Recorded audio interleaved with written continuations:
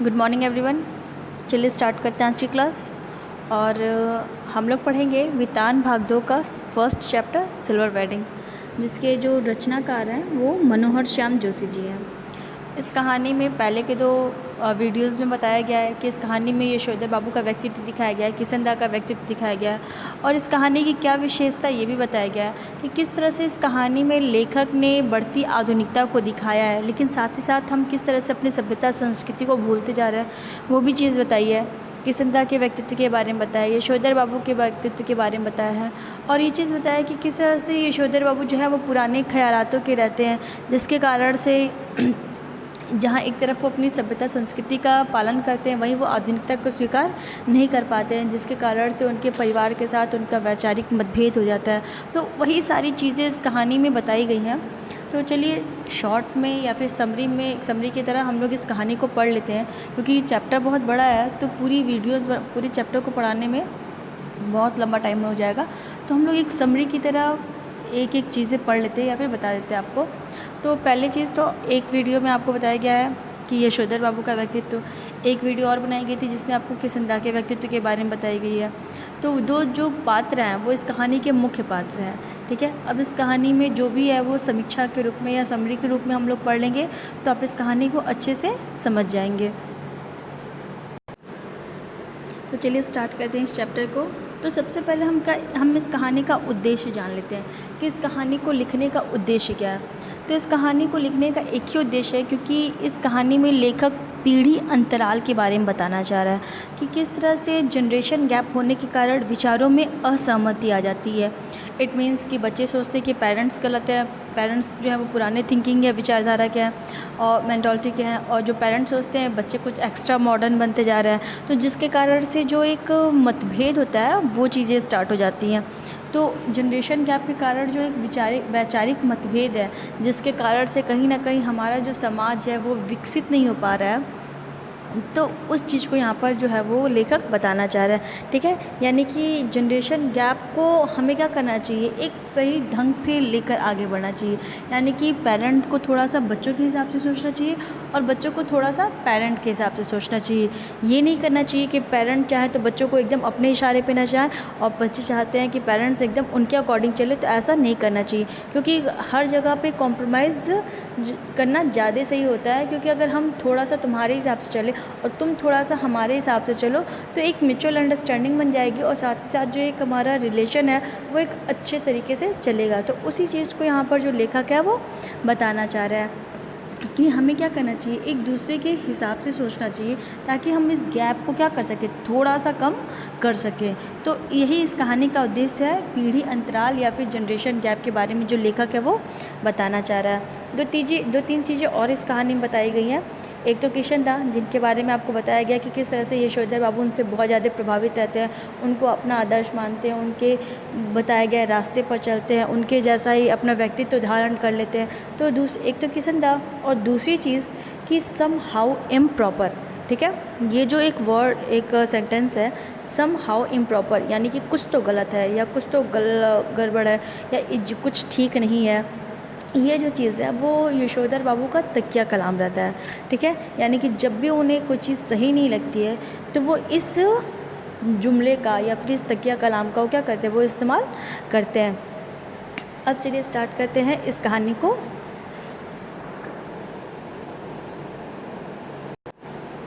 कहानी की जो शुरुआत है वो ऑफिस से होती है।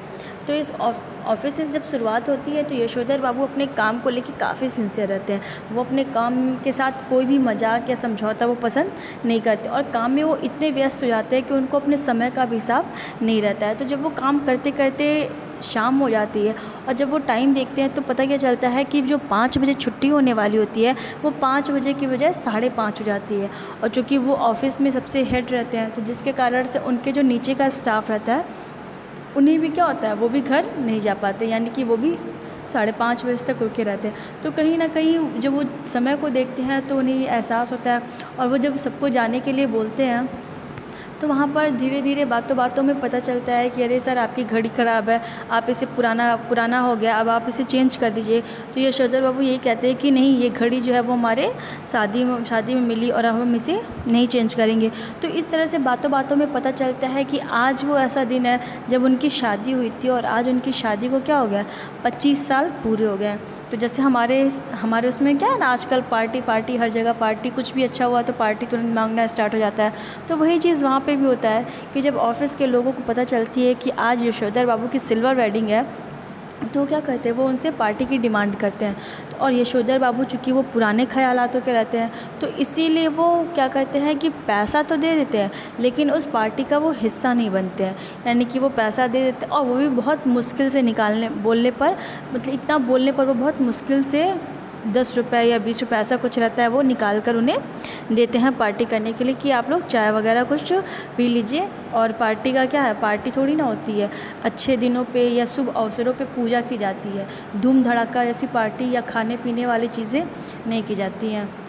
तो इस तरह से वो क्या करते हैं, कुछ पैसे देकर वो वहाँ से अपने ऑफिस से निकल आते हैं। और अपने ऑफिस से निकलते हैं तो वही अपनी पुरानी स्कूटर लिए रहते हैं, जो कि अब काफ़ी पुरानी हो गई है, चलने की स्थिति में भी नहीं है। जिसके कारण से उनके बच्चे क्या करते हैं, बार बार उन्हें बोलते भी हैं कि आप इसे चेंज कर दीजिए, आप चलते हैं तो हमारी इंसल्ट होती है। आजकल होता है ना कि बच्चों की वैसी सोच हो जाती है कि अगर पेरेंट अच्छा गेटअप नहीं लिए तो भी वो क्या करते हैं, सोसाइटी में या अपने फ्रेंड्स के सामने या कहीं ले जाने में उन्हें क्या होता है, हेजिटेट होता है कि अरे मेरे पापा ऐसे हैं, अगर कोई देखेगा तो क्या कहेगा, ये तुम्हारे पापा कैसे लगते हैं। तो कहीं ना कहीं ये चीज़ आधुनिकता, मतलब ये नई पीढ़ी को दिखाया गया है कि किस तरह से हम अपने पेरेंट को रिस्पेक्ट देने के बजाय उनके साथ चलने में एम्बैरेस फील करते हैं, या फिर हम उनकी कंडीशन, उनकी इकोनॉमिकल कंडीशन को नहीं देखते हैं कि वो सही है कि नहीं है, बल्कि उल्टा क्या करते हैं, अपने हिसाब से उनको बनाने की सोचते हैं। जहाँ पर यशोधर बाबू के पास इतने पैसे नहीं रहते हैं कि वो एक नई गाड़ी खरीद सके, तो उनके बच्चे क्या करते हैं, बार बार उन्हें ये बोलते हैं कि आप इसे मत चला करिए, क्योंकि इससे आप चलते हैं तो हमारी बेइज्जती होती है। और लास्टली ये होता है कि वो बच्चे जिससे वो स्कूटर से वो आते जाते रहते हैं, वो स्कूटर भी उनसे छीन लेते हैं और उन्हें बस से या साइकिल से इस तरीके से उन्हें अपने ऑफिस आना जाना पड़ता है। तो ये तो था उनके ऑफिस का सीन। फिर यहाँ से इसी कारण से और बहुत सारे ऐसे वैचारिक मतभेद रहते हैं जिसके कारण से वो अपने ऑफिस से घर जल्दी वो आना नहीं चाहते। यानी कि ऑफिस की छुट्टी तो हो जाती है 5:30 बजे, लेकिन वो क्या करते हैं, वो घर आते आते उनको 8 बज जाता है। और रीज़न सिर्फ इतना ही रहता है कि वो नहीं चाहते हैं कि वो जल्दी से अपने घर आए, क्योंकि घर आएंगे, लोगों के पास बैठेंगे, फिर लोग अपनी बात रखेंगे, वो अपनी बात रखेंगे, कहीं ना कहीं दोनों में एक मिसअंडरस्टैंडिंग होगी, फिर एक परिवार का माहौल ख़राब होगा। इससे अच्छा है कि जितना दूर रहा जाए उतना ज़्यादा बेटर है। तो इसीलिए घर आने में उनको क्या होता है, 8 बज जाता है, 8 से 9 बज जाता है। और ये 5:30 से लेकर 8 बजे तक का जो समय रहता है, वो ऑफिस से घर आने के बीच में एक बिरला मंदिर है, वहाँ पर वो बैठ जाते हैं। जब वहाँ पर मन नहीं लगता है तो क्या कहते हैं, वो बाज़ार चले जाते हैं। तो इस तरह से घूमते घामते अपना मन बहलाते हुए क्या करते हैं, वो आते हैं। अब यहाँ पर ये चीज़ बताया गया है उनका पारिवारिक जीवन, ठीक है। यशोधर बाबू की एक जो पत्नी रहती हैं वो काफ़ी मॉडर्न ख्यालों की रहती हैं, ठीक है। और उनके 4 बच्चे रहते हैं। जो उनका पहला बच्चा रहता है या पहला जो बड़ा बेटा रहता है, वो एक विज्ञापन कंपनी में काम करता है। और उसके साथ भी यशोधर बाबू की उतनी वैचारिक तालमेल नहीं बन पाती है। और रीज़न सिर्फ इतना रहता है कि जो उनका बड़ा बेटा रहता है, उसकी स्टार्टिंग की जो सैलरी रहती है वो 1,500 रुपये होती है, जो कि उस टाइम में बहुत ज़्यादा होती है। तो यशोधर बाबू को कहीं ना कहीं ये चीज़ें समहाउ इम्प्रॉपर लगती हैं, ठीक है। और रीज़न सिर्फ इतना ही रहता है क्योंकि यशोधर बाबू अपने पूरे कार्यकाल में, यानी कि जब तक उनके सर्विस पीरियड में जब तक उन्होंने काम किया, वो इतने रुपए कभी कमा नहीं पाए। और अब जब उनके रिटायरमेंट की एज आ गई है तो भी वो इतने रुपए नहीं पाते हैं। तो ऐसी कौन सी कंपनी है जो स्टार्टिंग में उसे इतनी ज़्यादा सैलरी दे रहा है? इसका मतलब है कि या तो कंपनी गलत है या तो लड़का उनका कुछ गलत रास्ते पे चल रहा है। तो कहीं ना कहीं उन्हें ये चीज़ें क्या लगती हैं, समहाउ इम्प्रॉपर लगती हैं।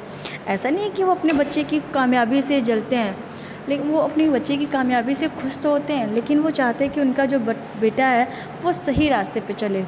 और इस कारण और आज के टाइम में सैलरी जो है या फिर जो पैसे हैं, जिस तरह से समाज या सभ्यता या जो संस्कृति है या जो आधुनिकता है वो बढ़ती जा रही है, वैसे ही पैसे के मामले में भी बढ़ोतरी होती जा रही है। तो जहाँ पर लोग पहले 1 रुपये में एक पैसे में काम करते थे, वहाँ पे लोग रुपए में काम करना स्टार्ट कर दिए। लेकिन यशोधर बाबू इस बात को नहीं समझ पा रहे थे और इसीलिए उनको अपने बेटे की 1,500 रुपये की जो सैलरी है वो समहाउ इम्प्रॉपर लगती है।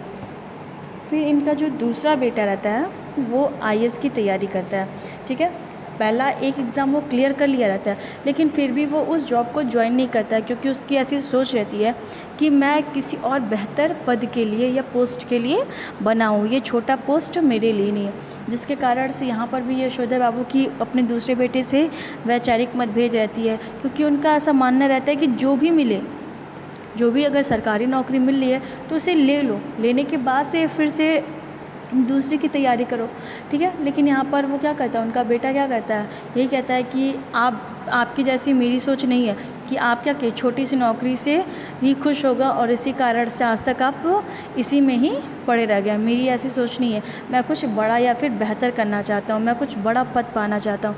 तो कहीं ना कहीं इस कारण से दूसरे बेटे से भी उनकी नहीं बनती है। जो उनका जो तीसरा बेटा रहता है वो क्या कहता है, वो उसको भी एक बार स्कॉलरशिप मिलती है, वो भी एक बार अमेरिका जा चुका रहता है। और उनकी जो बेटी रहती है वो भी मेडिकल की तैयारी करती है और काफ़ी मॉडर्न ख्यालों की रहती है, जिसके कारण से बार बार वो अपने पिता को यानी कि यशोधर बाबू को धमकी देती है कि अगर आप ऐसा करेंगे तो मैं ये घर छोड़ दूंगी, अमेरिका चली जाऊंगी, ये करूंगी वो करूंगी। जो कि आजकल के बच्चों की ऐसी सोच है कि बार बार अपने पेरेंट को धमकी देना। तो वो उनकी बेटी भी यही काम करती है, बहुत सारे उसके लिए रिश्ते भी आते हैं, लेकिन वो खुद उन रिश्तों को क्या करती है, रिजेक्ट कर देती है और बार बार अपने पेरेंट को यानी कि अपने पिता को धमकी देती है। जो यशोधर बाबू की पत्नी रहती हैं, ठीक है, उनके 4 बच्चे रहते हैं, 3 लड़के और 1 लड़कियाँ।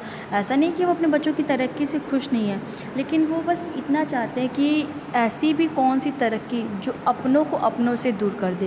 यानी कि उनका बड़ा बेटा भी उनके हिसाब से नहीं है, दूसरा बेटा भी उनके हिसाब से नहीं है, बेटी भी उनके हिसाब से नहीं है। तो ऐसी कौन सी तरक्की है जो अपने परिवारों में ही लोगों को अकेला कर दे।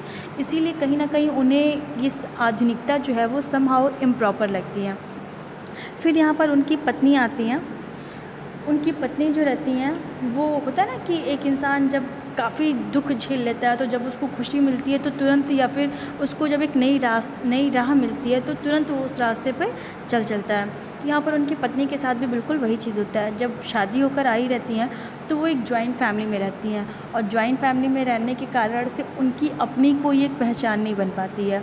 यानी कि जॉइंट फैमिली वो होती है ना जहाँ पर जो घर के मुख्य रहते हैं उनका ही शासन चलता है, उन्हीं के अकॉर्डिंग सारे काम होते हैं और घर के बाकी लोग जो होते हैं वो सपोर्ट तो करते हैं, उनका भी अपना एक रोल होता है, लेकिन वो अपने आप को हेड के रूप में नहीं दिखा पाते हैं।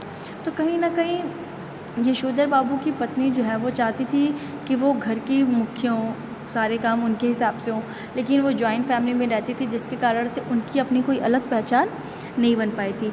इसी कारण से जब वो बच्चे उनके मॉडर्न होते जाते हैं तो वो बच्चों का फेवर करती जाती हैं और फेवर करते करते वो खुद भी क्या हो जाती हैं, मॉडर्न ख्यालों की हो जाती हैं।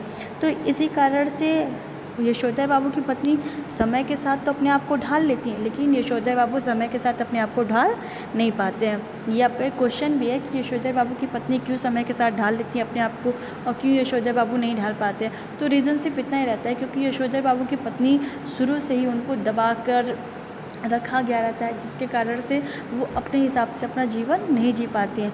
इसीलिए जब उन्हें लगता है कि अब उनका जीवन उनके हिसाब से मिल रहा है या अपने जीवन को अपने हिसाब से वो जी पा रही हैं, तो अपने बच्चों का वो फेवर करने लगती हैं और धीरे धीरे वो उन्हीं के ख्यालातों की होती जाती हैं। इसी कारण से यशोधर बाबू की पत्नी समय के साथ अपने आप को ढाल लेती हैं। फिर आपको ये भी एक क्वेश्चन होता है कि यशोधर बाबू का व्यक्तित्व क्या है, किशन दाग के व्यक्तित्व से वो किस प्रकार प्रभावित है। तो इस तरह से बहुत सारे इसमें क्वेश्चंस आते हैं। फिर यहाँ पर आता है जब अपनी पत्नी के साथ उनकी अपने बच्चों के साथ उनकी पत्नी के साथ भी जब उनकी तालमेल नहीं बैठ पाती है तो यही सोचते हैं कि काश मैं ये शादी का बवाल ही नहीं करता, किशन दा की तरह मैं भी क्या करता, अपना जीवन अकेले बिताता। लेकिन फिर उनके दिमाग में आता है कि नहीं, किशन दा जो थे वो अपना अकेले जीवन बिताए, लेकिन लास्ट में उनके साथ क्या हुआ, वो कोई नहीं जानता, ठीक है। यानी कि उनकी मौत कैसी हुई, कब हुई, कहाँ हुई, किसी को भी नहीं पता। एक्सीडेंट से हुई, बीमारी से हुई, नेचुरल डेथ हुई, क्या हुई, किसी को भी नहीं पता। तो इसीलिए वो कहते हैं कि नहीं, परिवार का होना ज़रूरी है, क्योंकि वो उनके गांव भी जाते हैं, उनके भाइयों से भी पूछते हैं, लेकिन किसी को भी नहीं पता कि किशन दा की मौत किससे हुई, जिसके कारण से वो यही सोचते हैं कि जाने दो, परिवार बुरा ही सही, लेकिन परिवार का होना ज़रूरी है। कम से कम आपके लास्ट टाइम में आपका साथ तो देगा वो। तो इसीलिए परिवार का होना ज़रूरी है। इसीलिए वो अपने बच्चों के हिसाब से तो नहीं ढल पाते हैं, अपने हिसाब से ही रहते हैं, लेकिन वो उनके जीवन में बहुत ज़्यादा हस्तक्षेप भी वो नहीं करते हैं। फिर उसके बाद से किशन दा के साथ फिर यहाँ पर आता है कि जब वो किशन दा के साथ रहते हैं, उसके बाद जब वो अपनी शादी कर लेते हैं, शादी करने के बाद से वो काफ़ी अपने रिश्तों को लेकर चलते हैं, जिसके कारण से उनके बच्चे क्या करते हैं, उनसे काफ़ी नाराज़ भी होते हैं, क्योंकि वो अपनी बहनों और अपने भाइयों को लेकर चलने वाला उनका वो रहता है कि वो अपनी परिवार को, अपने रिश्तों को छोड़ नहीं सकते। और उनके बच्चों की ऐसी सोच रहती है कि आप अभी तक क्यों रिश्ता निभा रहे हैं, आखिर इतने खर्चे बढ़ाने का कोई मतलब नहीं है, बहनों को करना, भाइयों को करना, ये ज़बरदस्ती का क्या है, पैसे की बर्बादी है, जो कि आज की मॉडर्न सोच है, ठीक है। लेकिन पहले के टाइम पे लोग क्या करते हैं, ऐसा नहीं कि मॉडर्न सोच ऐसी है, बहुत सारे लोग आज भी अपनी फैमिली को, अपने रिलेटिव्स को लेकर चलते हैं, लेकिन कुछ लोगों की ऐसी सोच रहती है कि उन लोगों के साथ उन लोगों को टाइम देना या फिर उन लोगों पर पैसे लगाना क्या है, टोटल मतलब सिर्फ बर्बादी ही बर्बादी है। तो उनके बच्चों की भी ऐसी सोच रहती है, जिसके कारण से वो काफ़ी उन्हें बोलते भी हैं, लेकिन किशन दा क्या करते हैं, उनकी बातों को अनसुना कर देते हैं। फिर यहाँ पर यह किशन दा सॉरी यशोधर बाबू अनसुना कर देते हैं। फिर यहाँ पर वो किशन दा के बारे में सोचते हैं कि जब किशन दा थे तो किस तरह से, जब वो दिल्ली में आए थे किशन दा, तो किस तरह से अपने परिवार के साथ यशोधर बाबू रहते थे, तो किशन दा आते थे उनसे मिलने के लिए।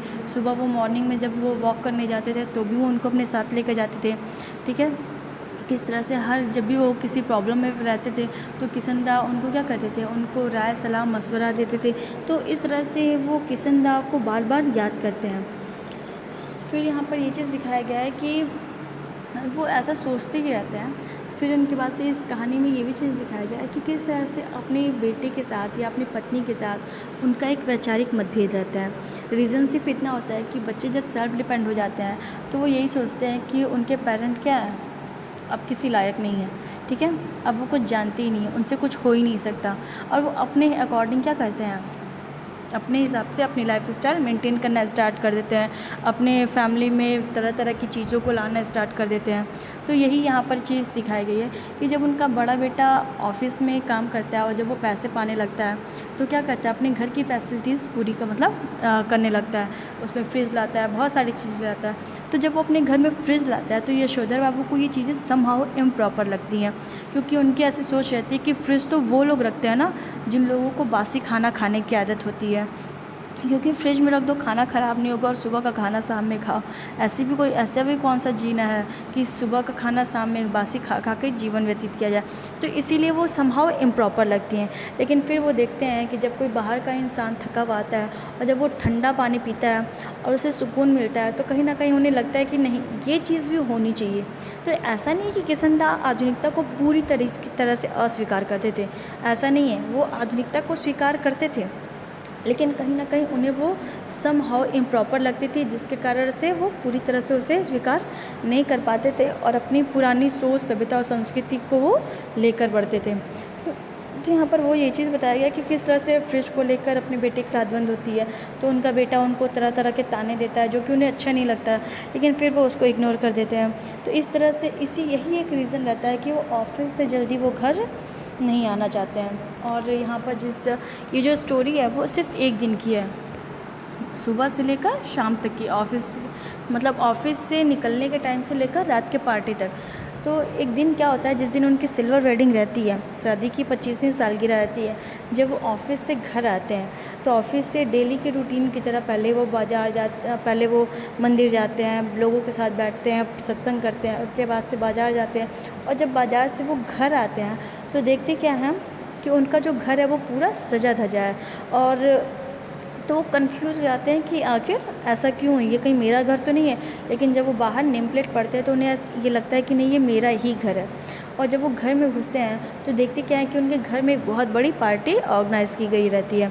और जब अंदर वो एंटर करते हैं तो उन्हें पता चलता है कि ये पार्टी किसी और के लिए नहीं है बल्कि उनके लिए ही है। और यहाँ पर उस पार्टी को रखने का 2 रीज़न रहता है। एक रीज़न तो ये रहता है कि जो उनका बेटा है वो अपने माता पिता की 25वीं सालगिरह, और दूसरा जो सबसे बड़ा रीज़न रहता है वो ये रहता है क्योंकि वो अपने ऑफिस में प्रमोशन चाहता है, इसीलिए वो अपने बॉस को उस पार्टी में इनवाइट करता है ताकि उसका बॉस आए और उसके चीज़ों को देख के काफ़ी प्रभावित हो और उसका प्रमोशन ईज़िली हो जाए। तो पार्टी वो मेनली इसीलिए ऑर्गेनाइज़ करता है। तो इसीलिए जब वो पार्टी रखता है तो जब अपने सारे बॉस को बुलाया रहता है, सारे ऑफिस के स्टाफ को बुलाया रहता है, सबको बुलाया रहता है। और यशोधर बाबू जब आते हैं तो उनसे यही कहा जाता है कि आप ये केक जल्दी से काट दीजिए। तो जब वो उस केक को देखते हैं, उस पार्टी को देखते हैं, तो वो यही सोचते हैं कि मेरी शादी में तो एक लड्डू भी जल्दी मतलब बनने के लालच थे, मतलब इतनी कंगाली थी या इतना पैसा का अभाव था कि लड्डू भी हम लोगों को नहीं खिला पाए, और आज इतनी बड़ी पार्टी 25वीं सालगिरह पे। तो कहीं ना कहीं ये चीज़ें उन्हें अच्छी भी लगती हैं और वो उस केक को कट करते हैं। और जब केक कट करने के बाद सबको दिलाता है और मिठाई दी जाती है उनको खाने के लिए, तो वो मना कर देते हैं कि मैं ये नहीं खाऊंगा। और जब उनसे रीज़न पूछा जाता है तो यही कहते हैं कि नहीं, मैं शाम की जब पूजा कर लेता हूँ उसके बाद ही मैं कुछ खाता हूँ। तो वो लोग कहते हैं कि अच्छा ठीक है, जाइए आप शाम की पूजा करके आइए। और जब वो शाम की पूजा करने बैठ जाते हैं तो उन्हें ये पार्टी वार्टी करना अच्छा नहीं लगता और वो उस मतलब वो उठते ही नहीं हैं।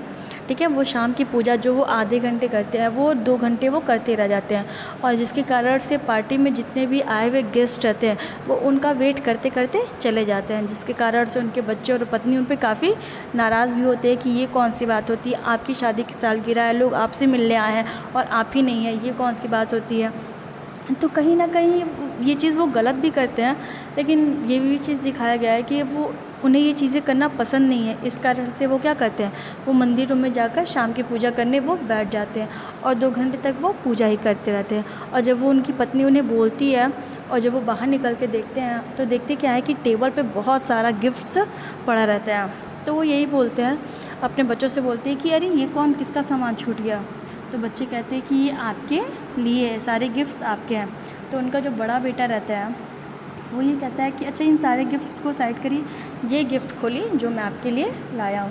तो जब यशोधर बाबू उस गिफ्ट को खोलते हैं तो देखते क्या है कि उसमें एक गाउन रहता है। और जब वो गाउन देखते हैं तो कहीं ना कहीं उनकी आंखें चमक जाती हैं, आंसुओं से भर जाती हैं।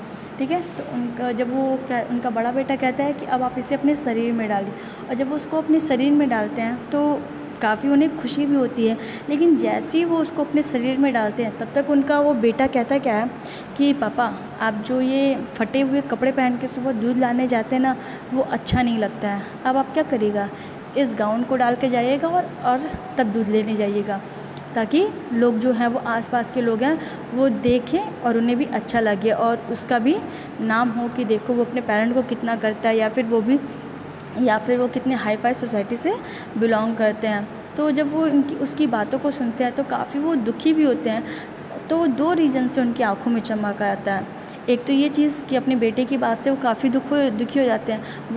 वो ये सोचते हैं कि कहाँ उनका बेटा ये कहने की बजाय कि आप पहन के इसे दूध लेने जाएगा, बल्कि वो ये कहता कि रहने दीजिए, अब आप दूध लेने मत जाइएगा, अब मैं जाया करूँगा सुबह सुबह, तो ज़्यादा अच्छा रहता है। क्योंकि जिस तरह से वो किशनदा का काम करते थे वो उन्हें रिस्पेक्ट देते थे, काश अगर उनका बेटा भी इतना रिस्पेक्ट देता तो कितना अच्छा होता।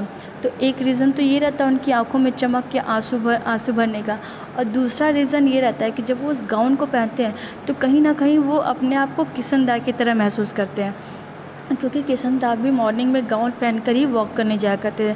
तो जब वो गाउन पहनते तो ऐसा लगता था, उन्हें ऐसा लगा कि उनके अंदर किशनदा का रूप उतर आया। तो खुशी के कारण से उनकी आंखें चमक जाती हैं। तो 2 रीज़न हो सकता है ना, या तो वो बच्चे की बात से दुखी भी हो सकते थे और या तो अपने आप को किशनदा का रूप पाकर वो खुश भी हो सकते थे। तो इस तरीके से यहाँ पर लेखक जो है वो ये चीज़ बता रहा है कि जो जनरेशन गैप है, ठीक है, कहीं ना कहीं हमें क्या करना है, इसे कम करने की ज़रूरत है। क्योंकि अगर ये चीज़ें बढ़ती गई पीढ़ी अंतराल बढ़ता गया तो वैचारिक मतभेद बहुत ज़्यादा हो जाएगा, जिसके कारण से समाज में बहुत सारे मतलब समाज जो है वो अवनति के मार्ग पर क्या हो जाएगा, अग्रसर होगा। क्योंकि हम जहाँ एक तरफ उन्नति के मार्ग पर बढ़ रहे हैं, अपनी आधुनिकता को लेकर आगे बढ़ रहे हैं, कहीं ना कहीं हम अपनी सभ्यता संस्कृति को खोते जा रहे हैं। तो यहाँ पर जो लेखक है वो यही चीज़ बता रहा है कि हमें जनरेशन गैप को ख़त्म करना चाहिए। माता पिता को बच्चों के अकॉर्डिंग, बच्चों को माता पिता के अकॉर्डिंग थोड़ा बहुत सोचना चाहिए, और दोनों अगर एक दूसरे के हिसाब से थोड़ा बहुत अपने आप को चेंज करेंगे तो जनरेशन गैप अपने आप ख़त्म हो जाएगा और समाज में या परिवार में कोई भी वैचारिक मतभेद नहीं रहेगा। यही इस कहानी का उद्देश्य है। ठीक है।